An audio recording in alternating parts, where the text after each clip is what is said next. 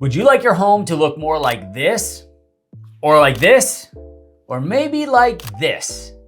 But when you are searching for a home, your results are coming in more like these? Today, we're gonna explore whether buying a fixer-upper is right for you. Hello, my name is Jeff Packer, realtor and broker of the Packer Group. And we value educating our clients to make the best real estate decision of their life. So how do you know if buying a fixer-upper is right for you? It's a great question, and here's the deal. There's a couple of factors that we find are worth considering when it comes to exploring this. Number one, and probably the biggest, is you gotta understand realistically what kind of expectations you have in your own skills and abilities to actually take a home that needs some work and do the work. You might be skilled, but how skilled are you? And you need to really look into that. I know clients who we show houses to that walk in and the carpet is super ugly and it needs to be replaced. And guess what? They're realistic with their skills and they're like, I don't know how to do this, nor do I have the money to do this. And so guess what? A fixer-upper isn't right for them. But I know other clients that we walk into a home and it needs a new kitchen and they can really see the vision and they also know how to do the work. They know what it takes to do the demolition.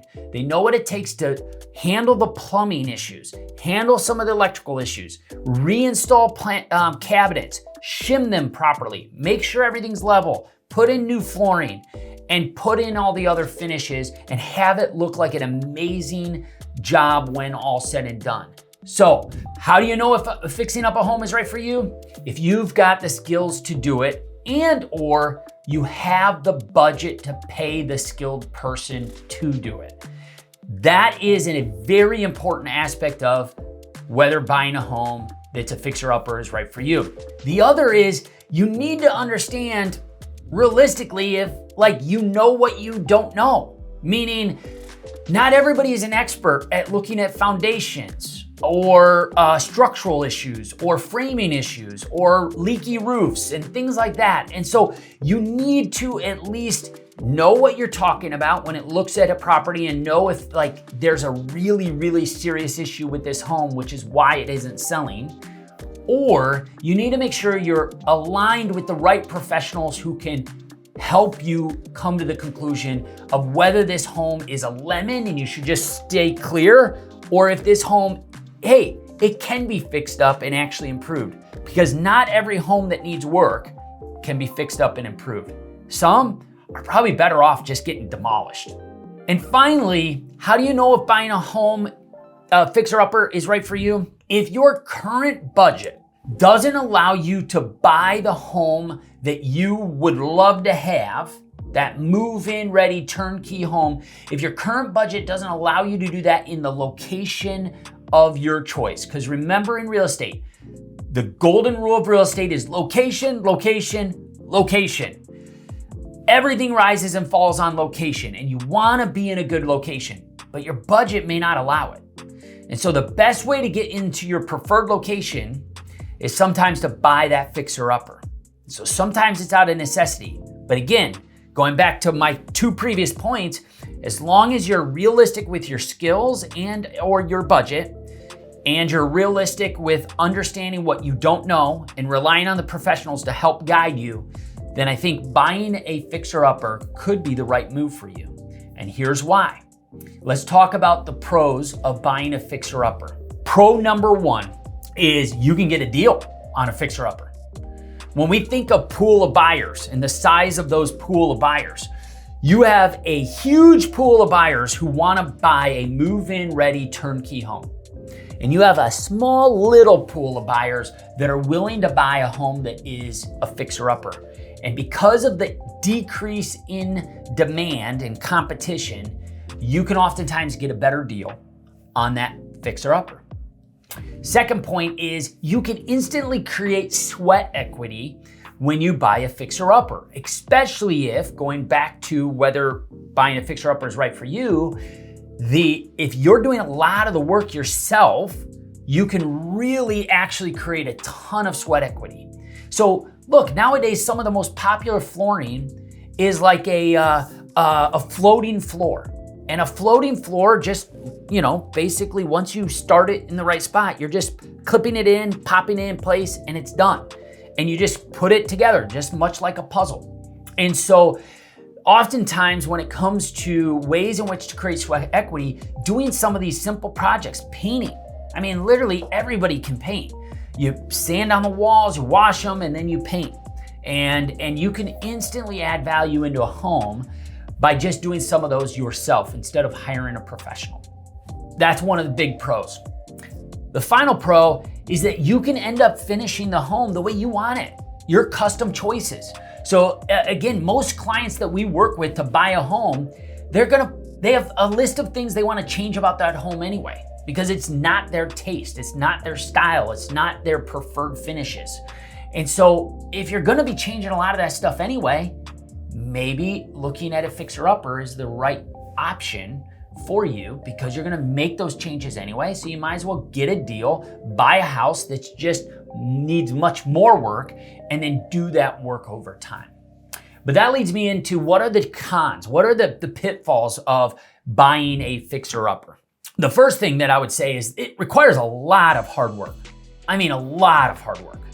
And so if you think about it, a lot of fixer-uppers need painting done, flooring, new light fixtures, new plumbing fixtures. Sometimes you're looking at kitchens and bathrooms. Sometimes you're looking at roofs and windows and siding. All these things that could need to be done. And the problem is on the surface, when you look at that home, it may only have like a few things wrong, like visually that you see, but once you open up the walls and you realize, oh my goodness, the wiring in this house is old and it's not grounded. And all the wiring now needs to be completely replaced. And all I thought I was doing was changing some light fixtures, but now it turned into replacing all the electrical and upgrading the electrical box. These are things that can realistically happen. And so these are important things to understand in the process, and just know buying a fixer-upper, it's a lot of hard work, but it can be worth it because again, you can build a lot of extra equity in a home like that. The other thing is the cost of all those repairs, right? Financing those improvements becomes a major concern. And so this is why we would recommend anybody looking to buy a fixer-upper needs to appropriately budget a certain dollar amount for those repairs and those improvements, because the worst thing to do is put them on a credit card. Because now not only are you putting all of those repairs on a credit card, but now you're paying potentially 9, 10, 15% interest on those repairs. All that sweat equity that you were gonna gain, you're gonna lose in interest paid on credit cards. And so knowing how you're gonna pay for these improvements is important. One of the things we recommend people is like, yes, we understand you're gonna wanna do all this stuff in the first 6 months. Don't. Take your tax return every year and pick a project that you're going to do. And if in the process, in between each year, those tax returns, if you can add one other project that you save hard to be able to pay for, then do it. But don't try to do everything in the first 6 months unless you've planned for it. And the third is delays in completing the work. Look, especially if you're thinking you're gonna do this yourself, keep in mind you have a job that helps you pay for the mortgage. And so are you really gonna want to spend all of your free time on the weekends or the evenings doing projects? And so a fixer-upper takes a lot of work, and now that's a lot of time doing those jobs. Even if you hire a professional, which is awesome, if you're in that spot, you can pay somebody to come in and do the work. That's great, but they're booked up in advance long ahead of time. And so sometimes you could want the project done now, but you're not able to get a contractor to come in and do it for 3 months. So you have to understand, patience is your friend when it comes to these homes. Owning a house is a long-term play. It's not a short-term play. So plan on doing these projects over time and be realistic about that time frame, and know that if you're gonna live in that house for 10 years, is it really that big of a deal if it takes you 2 years, the first 2 years of ownership, to get the home the way you want it so that you can enjoy it over the next 8? That is a realistic time frame that maybe you should shoot for. So these are the pros and the cons of buying a fixer-upper. But the bottom line for me is this. Everybody watches the shows on HGTV. You know, Chip and Joanna Gaines, they've got a great show that shows how they take a home that needs a ton of work because it fits into their client's budget better, and then they do all this work and they turn it into their dream home. Sweet, love that. Love that idea. There's the Love It or List It series, right? And they try to convince the people not to sell their home, love the home after the renovations, and see if that fits better for them. And so all of that stuff, like I said, is fantastic, but it looks so easy on Made for TV.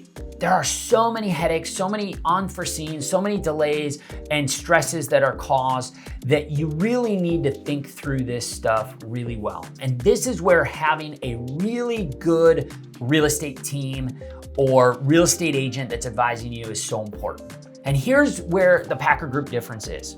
Look, besides owning and operating the Packer Group, I also own and operate TPG Staging and Design. This is a professional staging and design company that helps our clients pick the selections that are some of the most popular and brings them all together. On top of that, I also fix and flip houses myself. And because I fix and flip houses myself, look, I deal with the headaches.